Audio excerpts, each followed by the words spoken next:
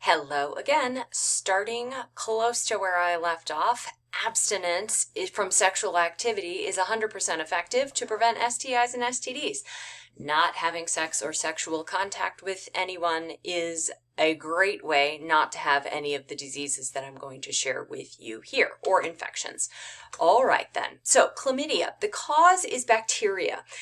Symptoms, most people have no symptoms. Some women experience smelly or unusual discharge, but it can lead to pelvic inflammatory disease in women. I'll show you a picture of that in a moment.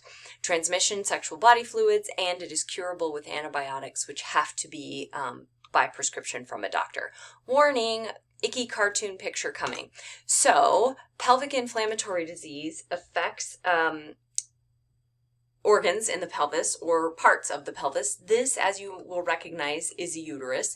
These are the ovaries. This is endometriosis. This is an infection from chlamydia. So you can see even this left fallopian tube does not look normal. They have infection on the inside. This is pus. Ugh. This woman is going to experience a lot of pelvic pain. By the time it gets to this stage, she may have the long-term problem of infertility because the fallopian tubes are what carry the egg from the ovary to the uterus. If your fallopian tube is this stretched and infected, even when that infection clears up, the fallopian tube is probably going to be damaged beyond usefulness. So pelvic inflammatory disease from chlamydia is something you would want to avoid. Trichomoniasis. The cause is a parasitic protozoa, pictured right here. Parasitic protozoa, say that 3 times fast. Symptoms, foul-smelling discharge, burning and itching, painful urination. The transmission is either in male semen or female's vaginal fluid. It can be treated with an antibiotic. Wait, that's not true. It's not treated with an antibiotic because it's a protozoa, but there is a medication that can treat it and cure it as well. So an antiprotozoan is what that should say. I will fix it for future generations.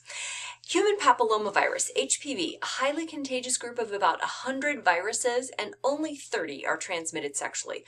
What this means, if you've ever had a regular old wart on your finger, for example, that is caused by HPV, but not one of the sexually transmitted strains, one of the about other 70 types of HPV. About 30 of them transmitted sexually.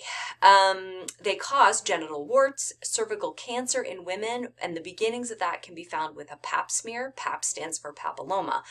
Once a female becomes sexually active, it is very important to have pap smears regularly by usually an OBGYN, also from a regular doctor can do a pap smear.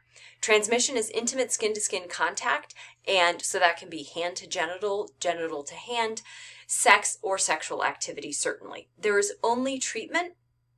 However, there is a vaccination available for kids your age up till mid-20s.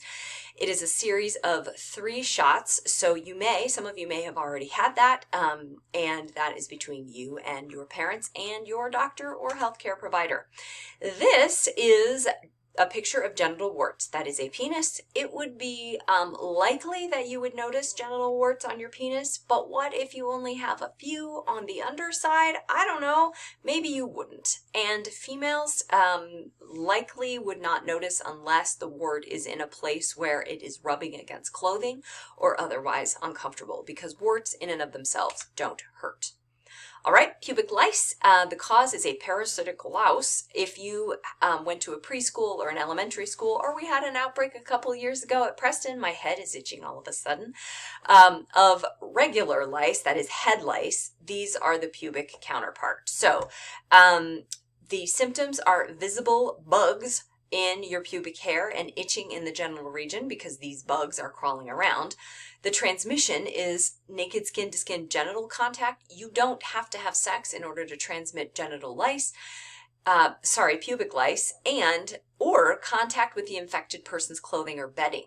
So you don't even have to have physical contact with that person. If you borrow a pair of sweatpants or sleep in a person's bed who has the infection, you can get it.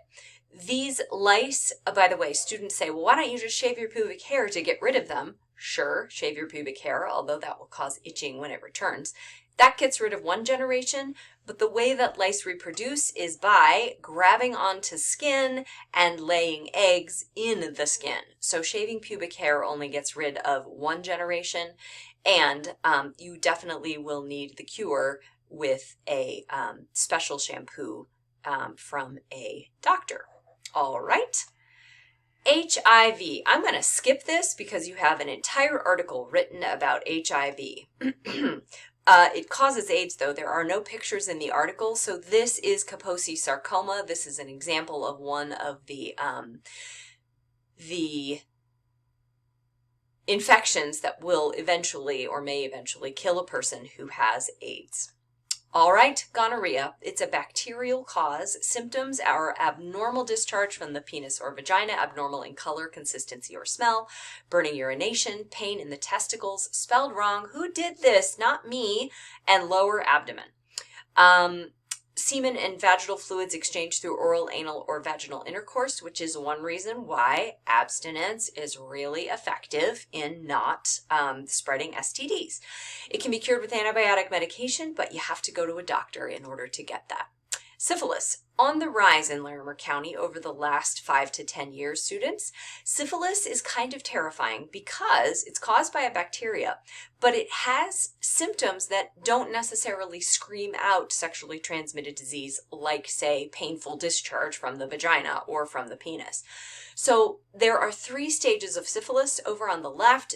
The first one is a painless chancre on the mouth or genitals. It is painless.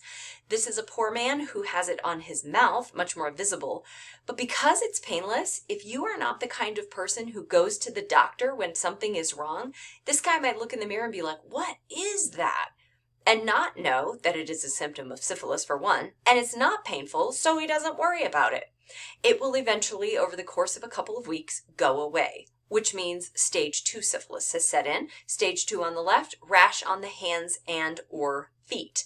Again, this does not scream sexually transmitted disease. Why would you get a rash on your hands or feet? So, and it's not necessarily a horribly painful rash. It might be a little itching, but if it were me, I would think, whoa, that's weird. I didn't switch to a new shampoo or a new detergent. I wonder what this is. Once this rash disappears, stage 3 syphilis sets in, and at that point, it is no longer curable.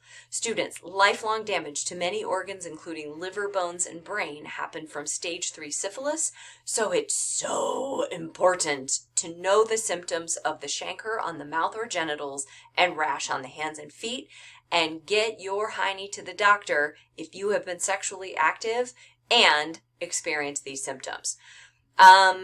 It is curable, as I said, with antibiotics during stage 1 and stage 2. Once it progresses to stage 3, it is not curable.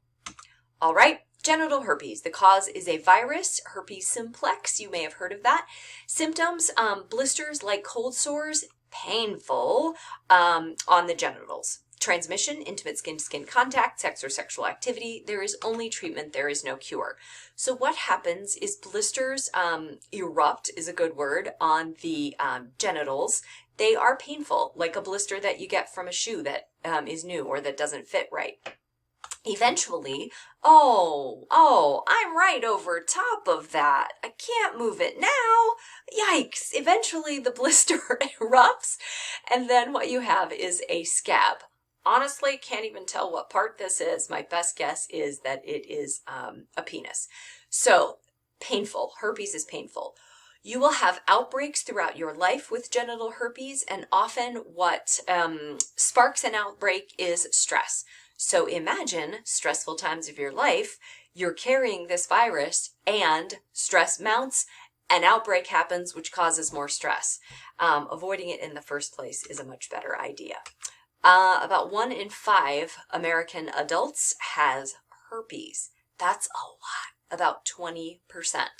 And this is one where for the rest of your life, you will have to share with any partner that you have herpes. And condoms are really, really important for preventing the spread of herpes as well, so that that skin-to-skin contact does not happen. That's an uncomfortable moment. When do you tell someone that you have herpes? Is it right when you meet them? Is it right before you have sex or sexual activity? Students, what's the best way to prevent STIs? Abstinence, not having sex or sexual activity. Thank you. Goodbye.